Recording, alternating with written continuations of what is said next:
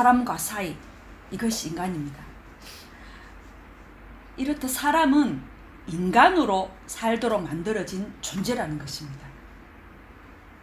인간으로 살도록 만들어진 존재라고 할 수 있습니다. 그럼 언제부터 사람은 인간으로 살도록 만들어졌을까요? 그 답은 성경이 말해줍니다. 창세기 2장 18절을 보면은, 창세기 2장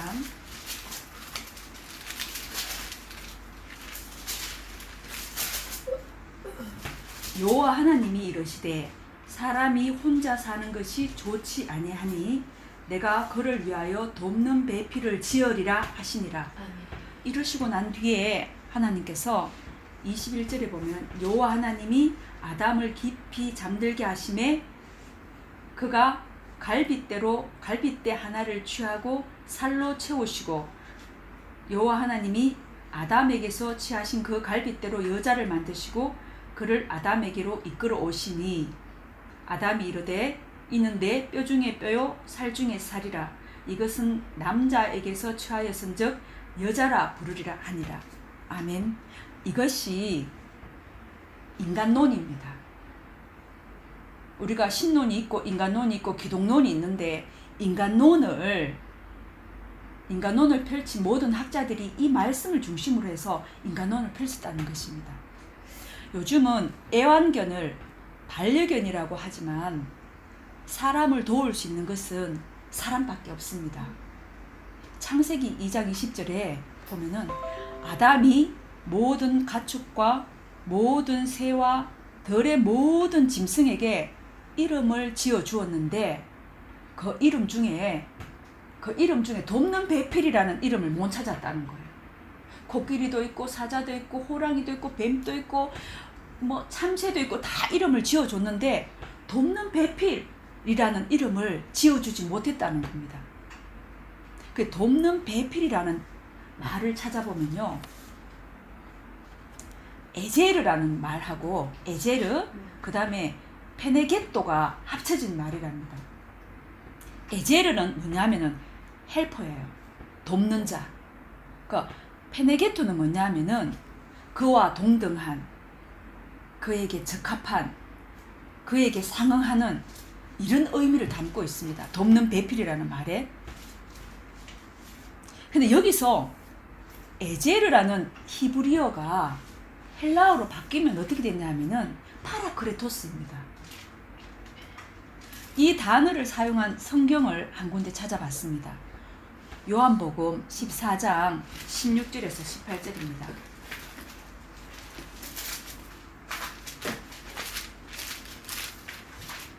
요한복음 14장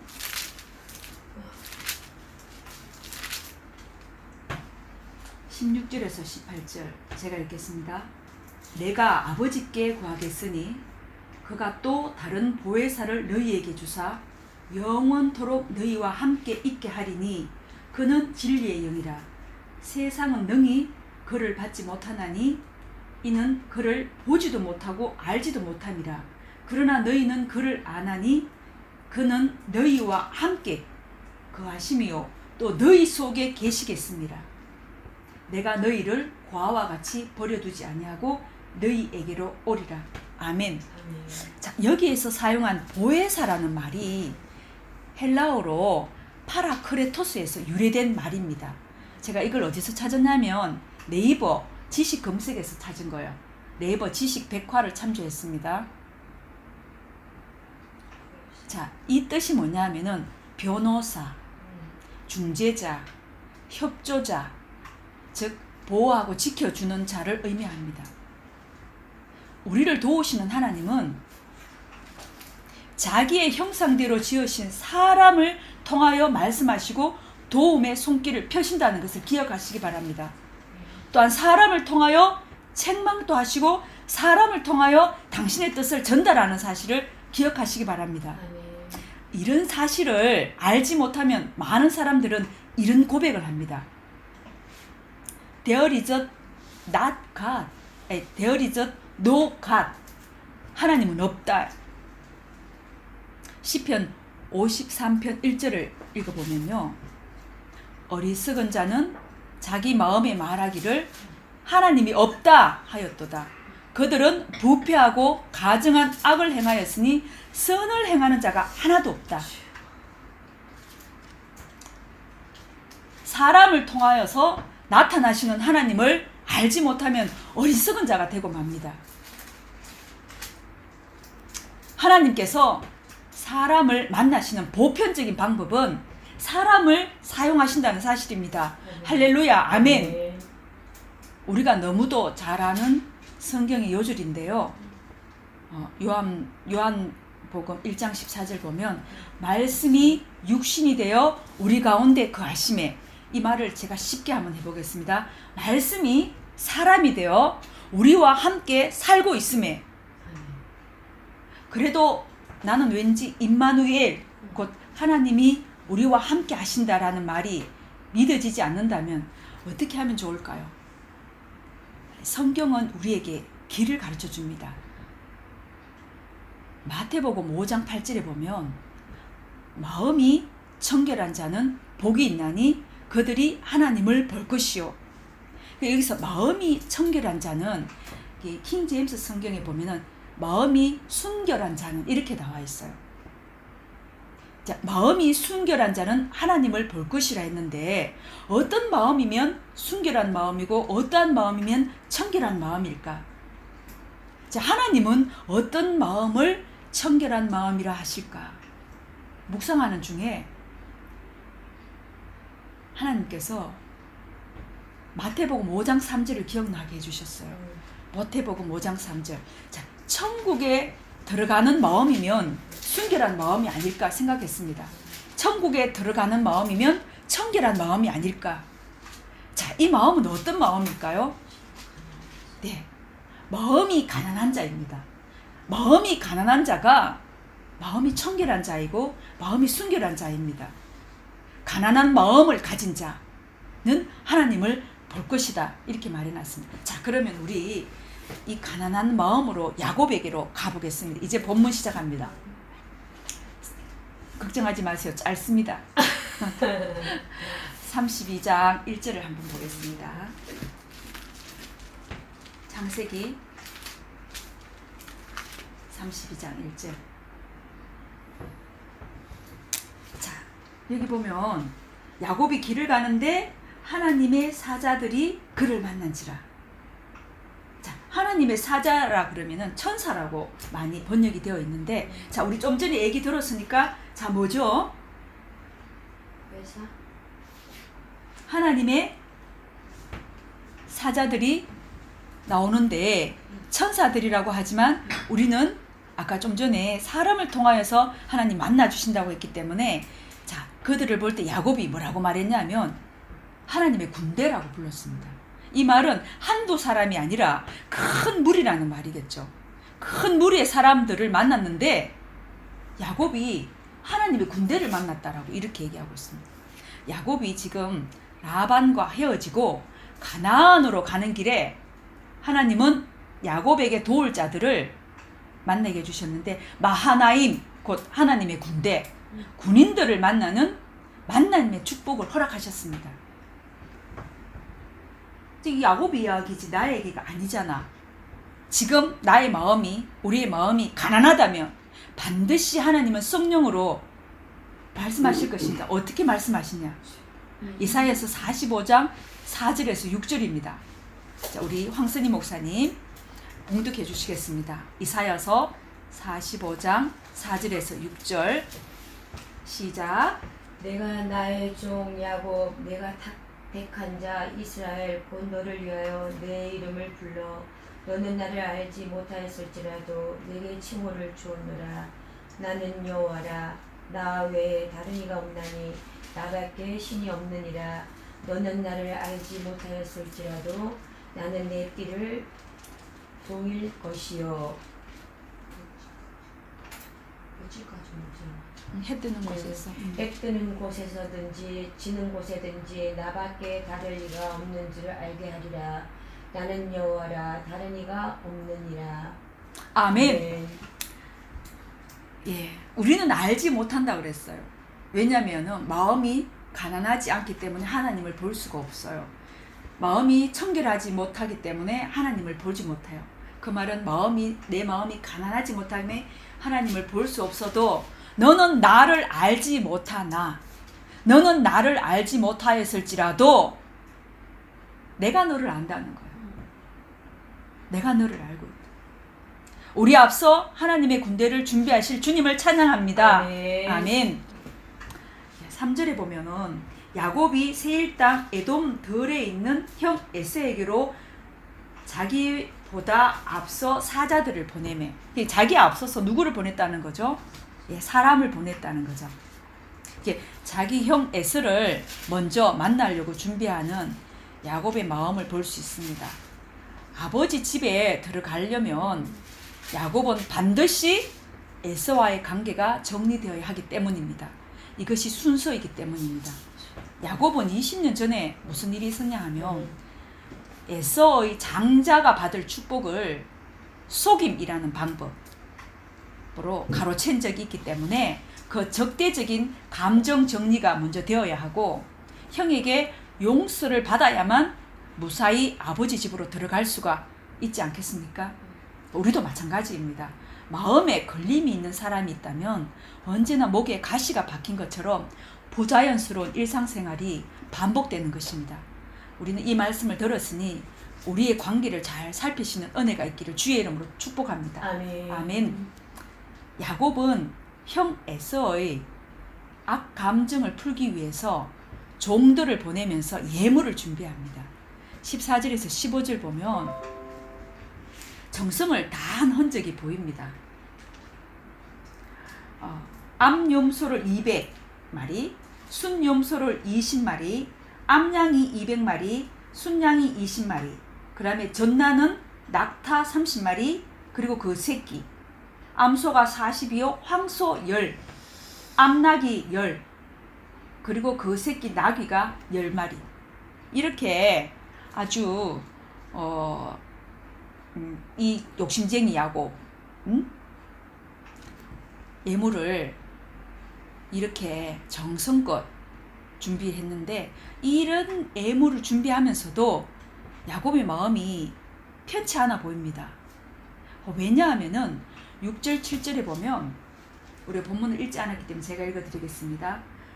사자들이 야곱에게 돌아와 이르되 뭐라고 하냐면, 우리가 주인의 형 에서에게 이른즉 그가 400명을 거느리고 주인을 만나려고 오더이다.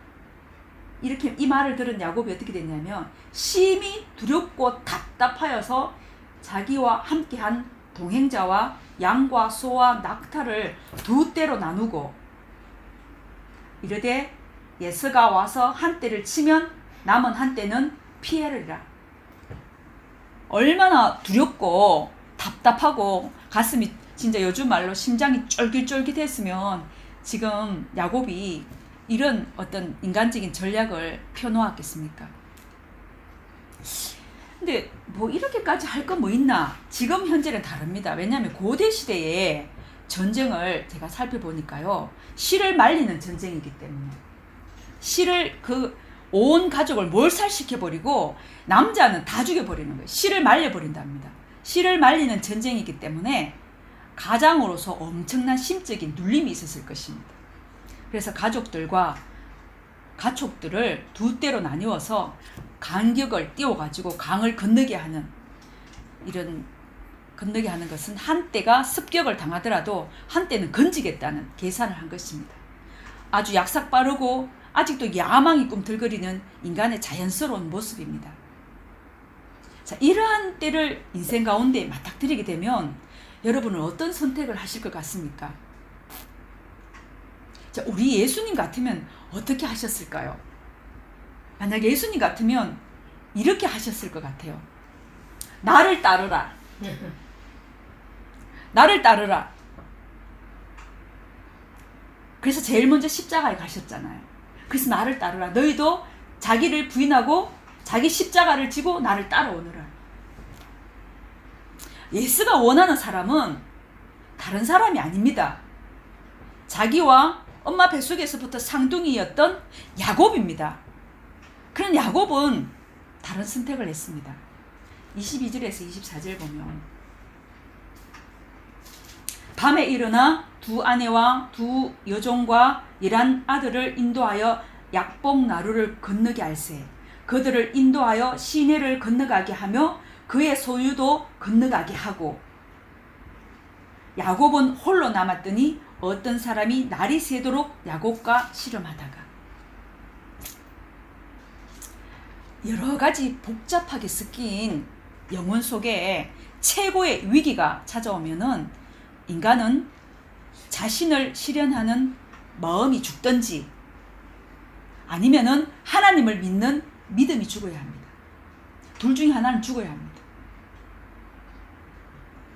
24절 야곱은 홀로 남았더니 어떤 사람이 날이 새도록 야곱과 씨름하던, 이 말은 뭐냐면 힘 겨루기를 하다가, 이런 말입니다.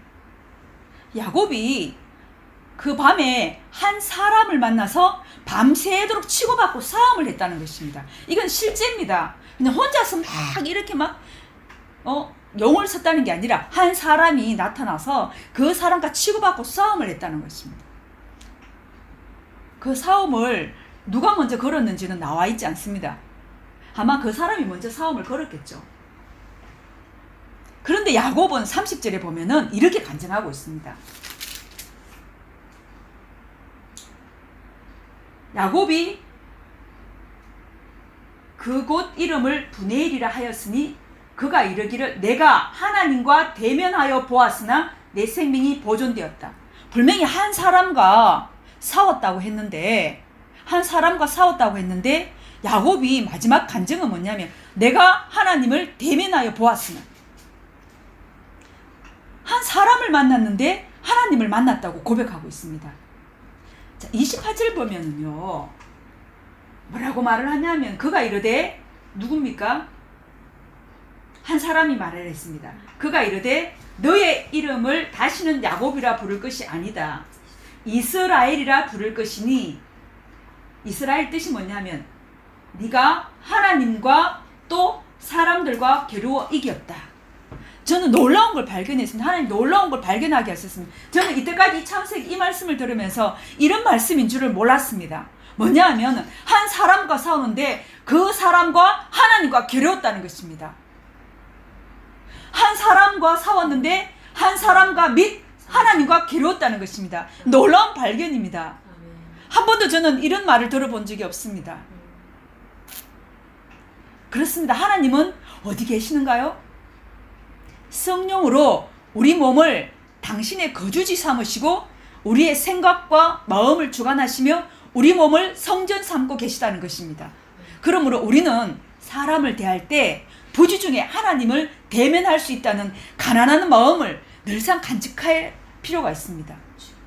만남의 축복입니다. 만남의 축복. 하나님의 군대처럼 많은 무리들 중에도 있을 수 있습니다. 또 약복 강가에서 만난 한 사람처럼 나를 향하여서 싸움을 걸어오는 이 중에서도 하나님을 만날 수 있습니다. 저 인간이 나한테 왜 저러나? 내가 늘 그렇게 사람을 나한테 이리 치고 들어오면 저 인간이 도대체 오늘 또 왜 저러나? 이 말씀은 저에게 주시는 말씀입니다. 여러분에게 동일하게 축복이 흘러가기를 소망합니다. 그러지 말고 혹시 하나님이 보낸 사람이 아닐까 하면서 가난한 마음으로 그에게 축복을 기대하면서 대면하면 부지 중에 하나님을 만나는 만남의 축복이 우리 가운데 넘칠 줄 믿습니다.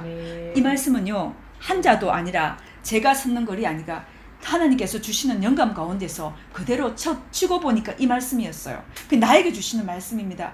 여러분, 송지훈 교회에게 주시는 말씀입니다. 다시 한번 읽겠습니다. 하나님이 보낸 사람이 아닐까 하면서 가난한 마음으로 그에게 축복을 기대하면서 대면하면 부지 중에 하나님을 만나는 만남의 축복이 우리 가운데 넘칠 줄 믿습니다.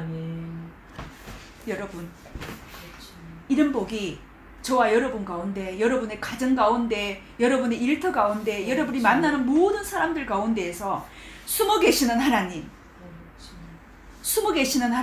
그 사람 가운데 연약한 자 가운데에서 말씀하시는 하나님을 만나는 만남의 축복이 여러분들 가운데 있기를 소망합니다. 기도드리겠습니다.